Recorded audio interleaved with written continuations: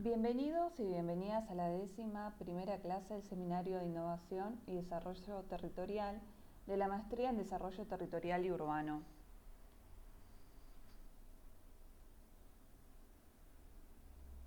Continuaremos con la unidad de Economía y Desarrollo Urbano y con el estudio de diferentes enfoques de desarrollo económico. Las distintas corrientes del pensamiento económico que estudiaron la problemática del desarrollo desde el plano teórico se caracterizan por ser heterogéneas entre sí y por no poseer unicidad de criterios acerca de cuáles son sus factores determinantes.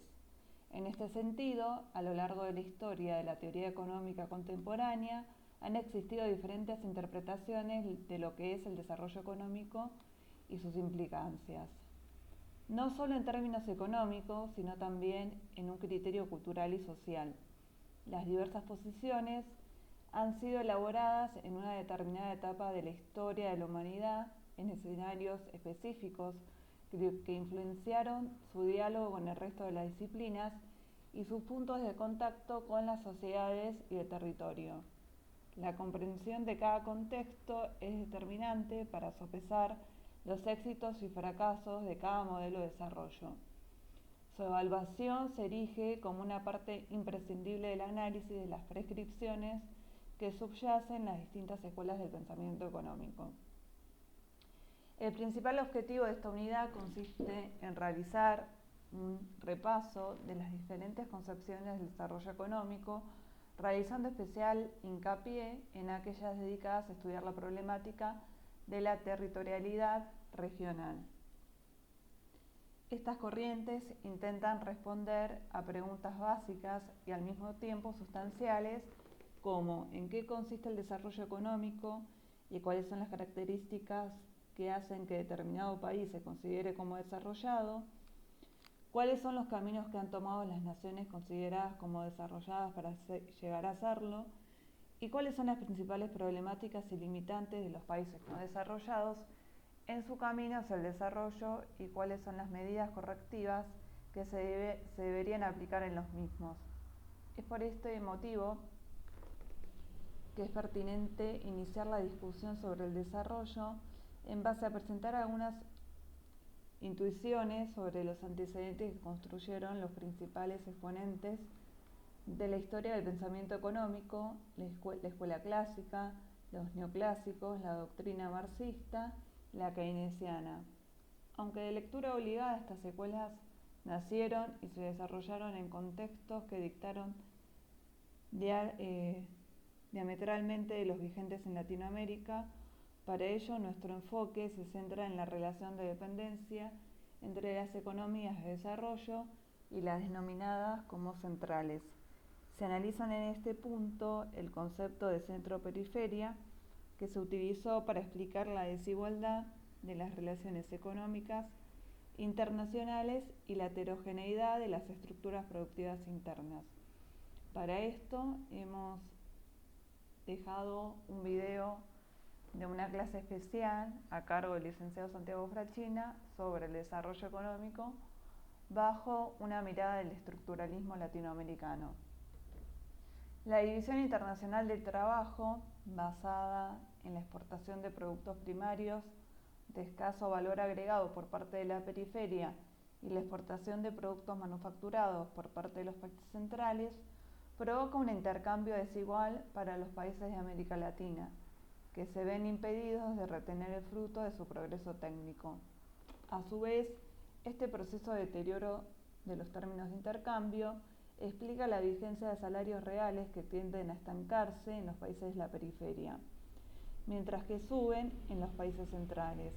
La visión estructuralista, en contraposición a la visión predominante del enfoque neoclásico del comercio internacional, busca poner en tela de juicio sus principales postulados. A modo de andamiaje teórico, proponemos abarcar 3 textos fundamentales para posicionarnos en las visiones más arraigadas de teorías de desarrollo. En primer lugar, con Aldo Ferrer, un texto del año 2007, vamos a generar un contacto con el concepto de densidad nacional que permite descubrir todas las dimensiones que la corriente heterodoxa accionan los procesos de desarrollo endógeno. En segundo lugar, trabajaremos el capítulo 9 de Yang del año 2007. A partir del abordaje tendremos acceso a la perspectiva neodesarrollista, que desde una mirada crítica a la corriente tradicional plantea las falacias con las que típicamente se describen los procesos de desarrollo. En particular, los aspectos culturales nos resultan especialmente relevantes por su vinculación con la sociedad y el territorio.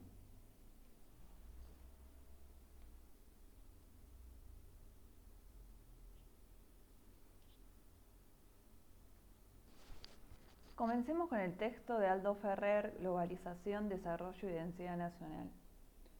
¿Qué se entiende por globalización? La globalización constituye un sistema de redes en las cuales se organizan el comercio, las inversiones de las corporaciones transnacionales, las corrientes financieras, el movimiento de personas y la circulación de información que vincula a las diversas civilizaciones.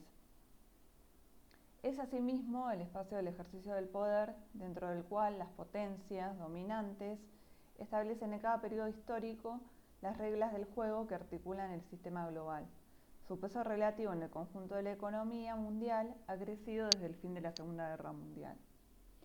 La dominación de las potencias radica en la instalación de determinadas teorías y visiones que se presentan como criterios de validación universal. Esta sería la visión ortodoxa. Desde otra visión podemos entender a la globalización como regionalización. Las actividades que se desarrollan dentro de cada espacio nacional constituyen la inmensa mayoría de la actividad económica y social. Las exportaciones representan el 20% del proceso productivo mundial, del cual el 80% se destinan a los mercados internos. Las filiales de las empresas transnacionales generan alrededor del 10% del producto y de la acumulación de capital fijo en el mundo, lo que indica que el 90% del producto se realiza por empresas locales y otro tanto de las inversiones se financian con el ahorro interno.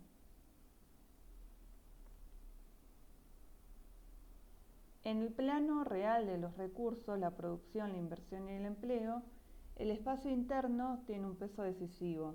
Sin embargo, en la esfera virtual de las corrientes financieras y de la información, la dimensión global es dominante y contribuye a generar la imagen de la que se habita en una aldea global sin fronteras. Los acontecimientos estarían determinados por el impacto de las nuevas tecnologías y por lo tanto por fuerzas ingobernables e incorregibles por la acción pública o organizaciones de la sociedad civil. Esto tiene que ver un poco con la teoría de las expectativas racionales, en donde los actores económicos anticipan e inhiben las decisiones del Estado que pretenden interferir en el funcionamiento natural de los mercados. En realidad, la aparente ingobernabilidad de las fuerzas operantes en el seno de la globalización no obedece a fenómenos supuestamente indominables, sino a la desregulación de los mercados, que es una expresión transitoria del comportamiento del sistema mundial.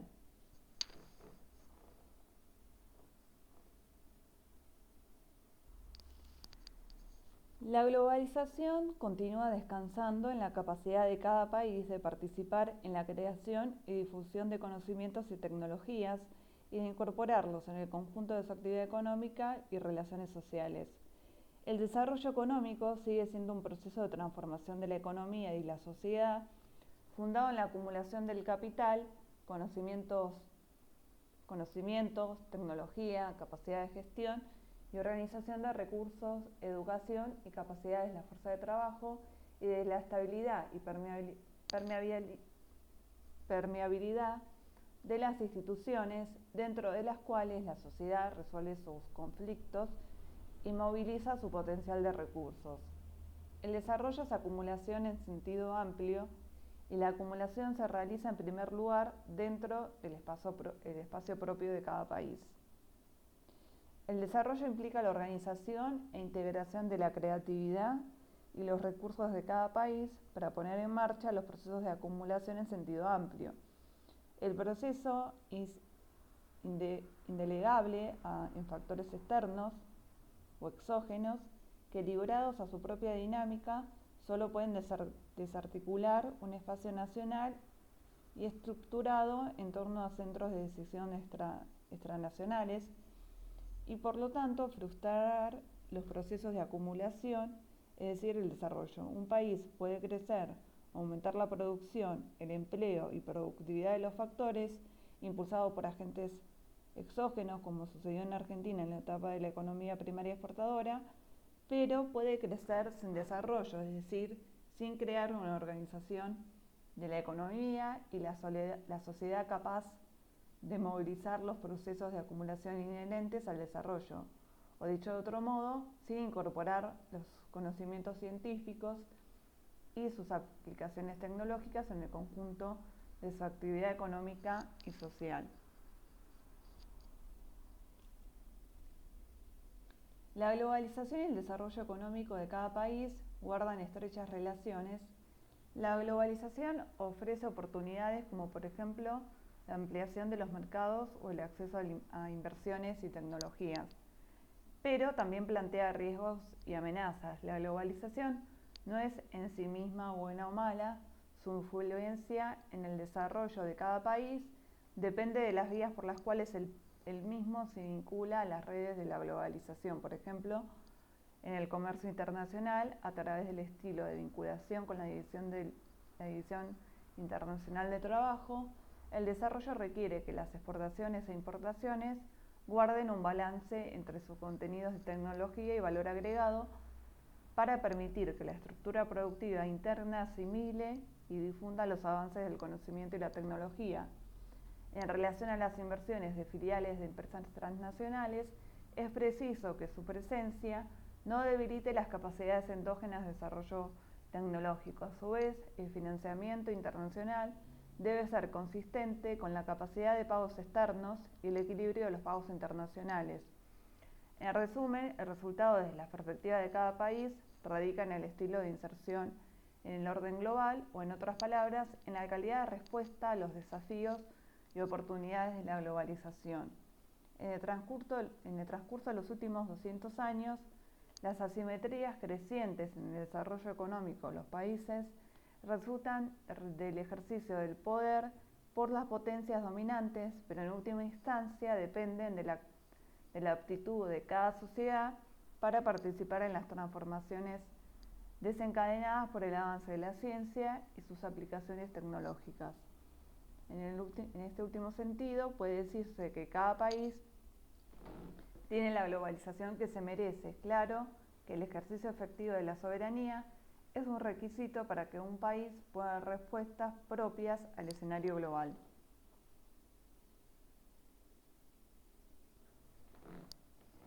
El orden global proporciona un marco de referencia para el desarrollo de cada país, pero la forma de inserción en su contexto externo depende en primer lugar de factores endógenos propios de la realidad interna del mismo país. En todos los casos se verifica la existencia de condiciones endógenas, internas, necesarias, que resultaron decisivas para que esos países generaran progreso técnico y lo difundieran e integraran en su tejido productivo y social, vale decir, para poner en marcha procesos de acumulación en sentido amplio inherentes al desarrollo. Este conjunto de circunstancias endógenas, insustituibles y necesarias al desarrollo pueden resumirse en el concepto de densidad nacional.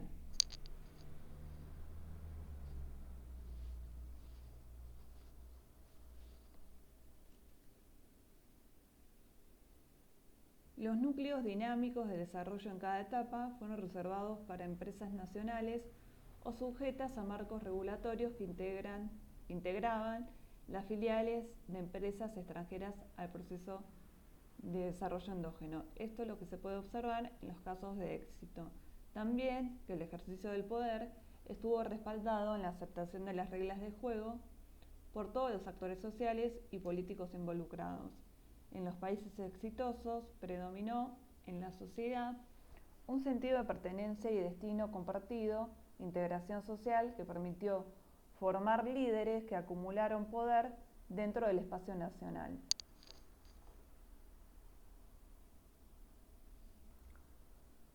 Las ideas económicas respondieron siempre a visiones autocentradas del comportamiento del sistema internacional y del desarrollo nacional. Concibieron las empresas y los préstamos como subsidiarios del proceso de acumulación asentado en la preservación del dominio de las actividades más rentables y fuente principal de la ampliación de la capacidad productiva. El Estado fue un protagonista principal, con mayor o menor grado de vinculación con la actividad privada, según los casos, y en el desarrollo de los sistemas nacionales de ciencia y tecnología para promover la innovación y la incorporación de los conocimientos importados en el propio acervo. La convergencia de estas condiciones endógenas necesarias permitió consolidar el derecho de propiedad asentándolo en espacios cada vez más amplios de rentabilidad y reducir los costos de transacción que facilitaron las actividades de los operadores privados. Los desvíos, cuando ocurrieron, fueron transitorios. En ningún caso se instalaron desequilibrios sistemáticos como un exagerado nivel de endeudamiento a largo plazo.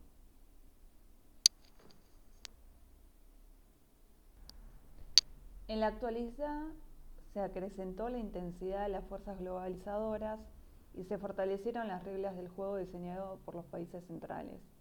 Pero, al mismo tiempo, se multiplicaron las oportunidades y la apertura de nuevos espacios para el desarrollo económico.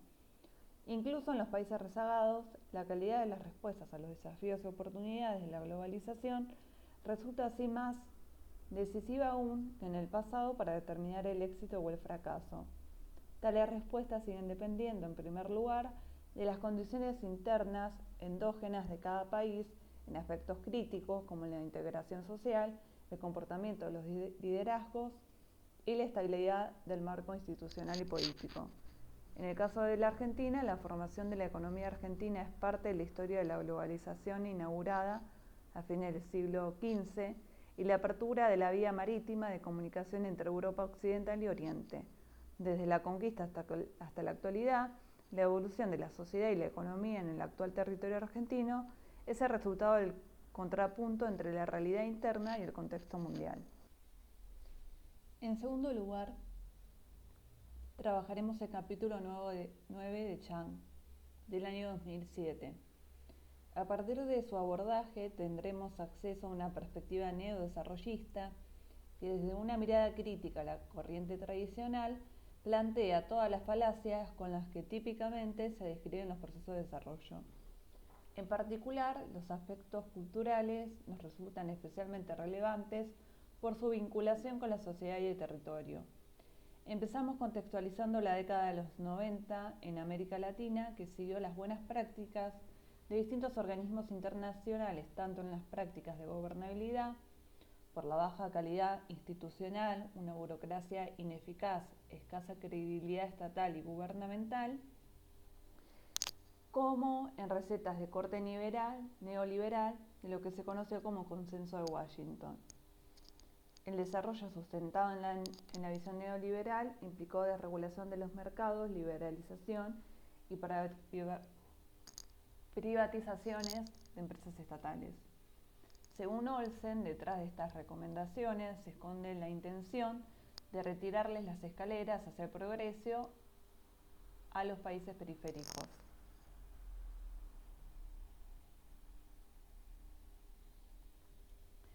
Chan analiza la relación entre prosperidad y proteccionismo o libre cambio a la luz de la realidad económica histórica. Su conclusión es, salvo excepciones, todos los países desarrollados aplicaron activamente políticas industriales, comerciales y tecnológicas. Por ejemplo, Gran Bretaña llegó a ser una verdadera nación librecambista a partir de finales de la década de los años 40 del siglo XIX, es decir, 84 años después de la publicación de Las riquezas de las naciones de Adam Smith. Otro mito del librecambismo, Estados Unidos presenta una trayectoria parecida, desoya el consejo de este autor de no desarrollar industrias manufactureras y defiende la protección de las industrias nacientes.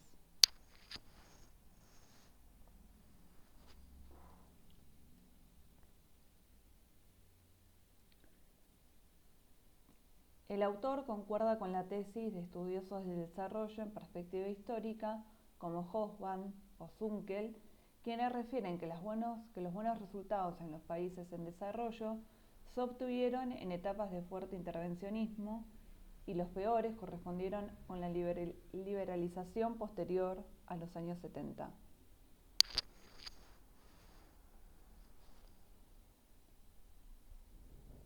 Chan coincide con Amartya Sen en su crítica a autores como Huntington y sostiene que comprender el cambio social implica disociar la cultura de la ilusión del destino, porque la cultura puede modificarse mediante la exhortación ideológica y la política educativa apoyadas en cambios en las instituciones y las políticas económicas.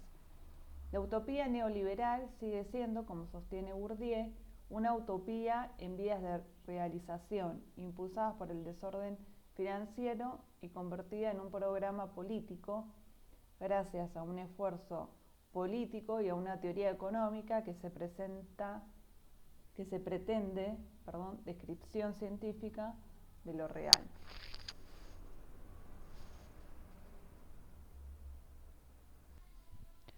Por último, vamos a ver un escrito de Sylvia London del año 2006 relativo al enfoque integral de capacidades de Amartya Sen.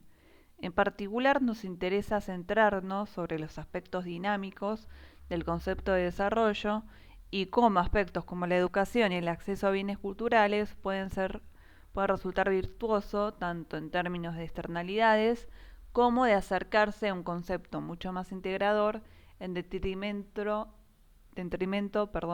de otros más tradicionales, con lo que podemos catalogar como de orden eficientista. Se tomarán ejemplos de países latinoamericanos.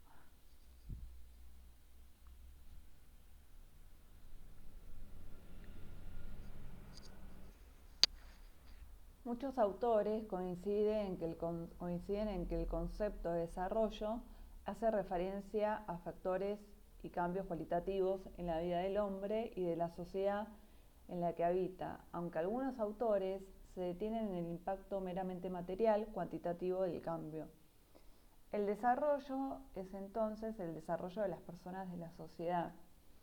El desarrollo es un proceso de expansión de las capacidades de las que disfrutan los individuos según Sen. Las capacidades simbolizan las posibilidades que tienen los individuos de alcanzar desempeños valiosos. El punto de vista centrado en la capacidad humana planteada por Sen centra su atención en la capacidad de los individuos para vivir la vida y por ello se analizan los motivos que estos poseen para valorar y aumentar las alternativas reales entre las cuales pueden optar. Sen se refiere a las capacidades como las libertades fundamentales o reales que poseen los individuos, las define como las diferentes combinaciones de funciones que el individuo puede conseguir y que les permite lograr distintos estilos de vida. Dentro de los determinantes de las libertades del hombre menciona las instituciones sociales y económicas, como por ejemplo los servicios de educación y salud, o los derechos políticos y humanos, tales como la libertad de expresión y el derecho a elegir las autoridades públicas. En esta dirección, Sen señala que la pobreza y el desempleo, desde el momento que coartan la forma en que los individuos pueden disfrutar y apreciar, representan severas violaciones a la libertad. La falta de libertades fundamentales posee una estrecha relación con la pobreza, debido a que ésta coarta la libertad de los individuos para satisfacer las necesidades básicas que le concedan la posibilidad de vivir dignamente, obtener un nivel de nutrición suficiente, acceder a servicios de salud y educación o poseer una vestimenta y vivienda aceptables. Para Amartya Sen hay pruebas suficientes de que, aun con una renta baja, un país que logre que todos sus ciudadanos accedan a la educación y a la asistencia sanitaria puede obtener muy buenos resultados en cuanto a la longevidad y calidad de vida de toda la población.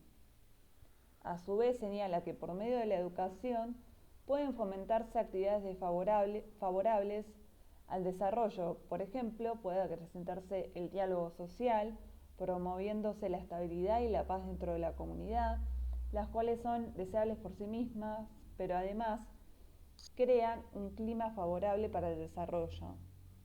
Y destaca que la escuela puede influenciar la identidad de la persona, la forma en que la persona se observa a sí misma y a los otros. La naturaleza de la educación es parte de la paz en el mundo.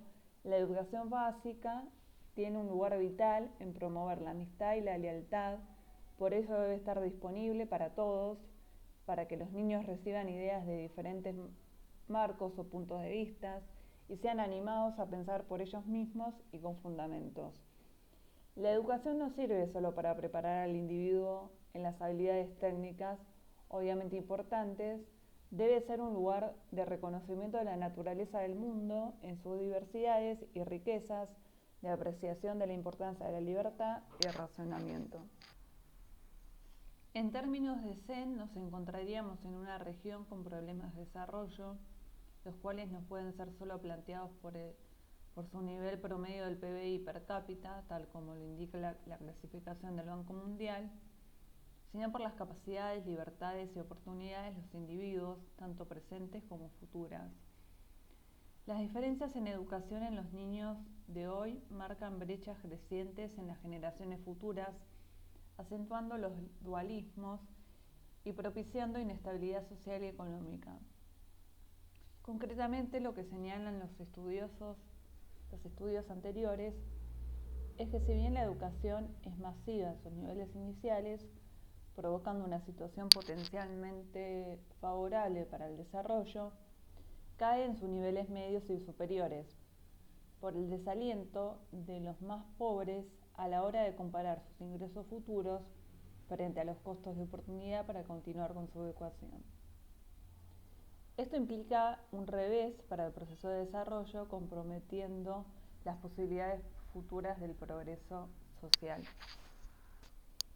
En todo caso, encontramos libertades para unos, restricciones para otros, si bien se verifica en la región una correlación positiva entre mayor escolaridad y mejores posiciones laborales, acceso al sector formal de la economía y mayores ingresos, las correlaciones positivas se dan en un plano de mayor desigualdad. El efecto se acentúa a partir del hecho de que la menor escolaridad no se corresponde con analfabeto, sino que aumentó el piso educativo exigido para el acceso a los diferentes empleos. La educación parece haber cambiado de naturaleza. La mayor escolaridad de la población se correlaciona ahora con el mayor crecimiento económico, mayor crecimiento del sector informal de la economía y mayor desigualdad. El centro del aporte de Amartya Sen está dado por cómo analiza qué es el bienestar y quién es el sujeto del mismo. Dado que no se obtiene bienestar si se poseen bienes sin la capacidad en transformarlo en realizaciones, y tampoco se obtiene bienestar si se tienen capacidades de funciones personales, pero no los bienes sobre los cuales aplicarlas. La política para el desarrollo suele centrarse en ampliar los bienes, sin considerar las condiciones que transforman ese conjunto de bienes en capacidades de realización. Las posibilidades que tenga un individuo para el desarrollo, para desarrollar capacidades de realización, tienen una limitación personal y otra limitación de carácter comunitario social. Así es posible plantear la necesidad de que las políticas para el desarrollo se orienten a propiciar la creación de entornos institucionales que hagan posible la ampliación de las libertades fundamentales de los individuos y que en el caso concreto de la educación genere las condiciones para que todos los individuos tengan las mismas oportunidades potenciales. La educación universal es un paso vital en el desarrollo. El ser humano pasa a estar en el centro de la acción política y de la economía, en este caso de la economía del bienestar. Bueno, con esto finalizamos esta anteúltima clase. En la próxima veremos los últimos textos correspondientes a la última unidad y también daremos las consignas del trabajo práctico final. Cualquier duda nos consultan por el foro o por el foro específico de cada clase. Muchas gracias.